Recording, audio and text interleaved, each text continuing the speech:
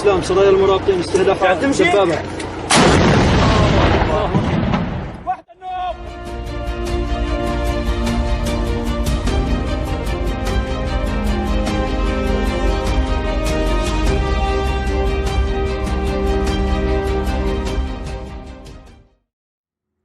Chess is taught as a game of skill and savage elegance, played out on a board where both sides are equal.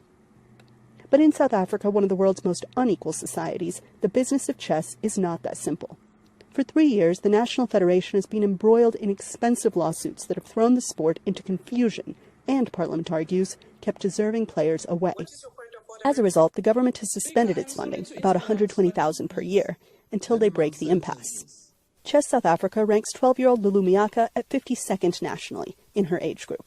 And while she doesn't know what's going on in the back ranks of the organization, she sees the effects every weekend when she goes to a tournament or plays online and sees only well-off players. I would really like for them probably to make it cheaper so that the less fortunate kids can also play.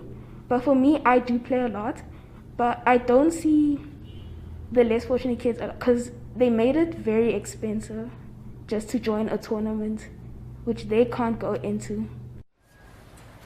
That continuing inequality, and how to address it, seems to be the crux of the problem here.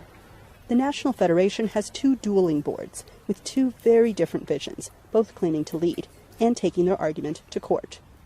Parliament called in the factions in November to account for themselves, leading them to agree to start arbitration. VOA wanted to fairly represent the 2 men who claimed the top spot. So we flipped a coin to decide who got to speak first, and asked, what's the main problem?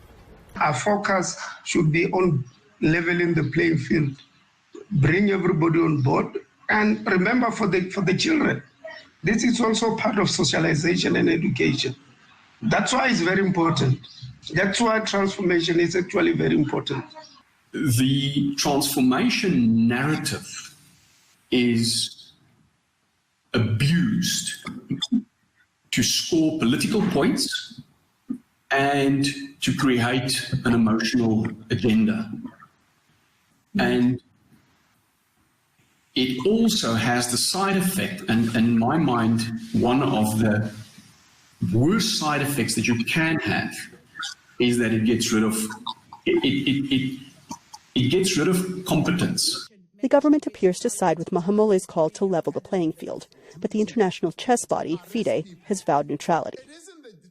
Tuli Miaka, a self-described chess mom, offered an elegant solution to both warring presidents. I think the 2 guys should step down on my position, on my take for everything, so that we don't have fights. We're not here to fight, we're here to play.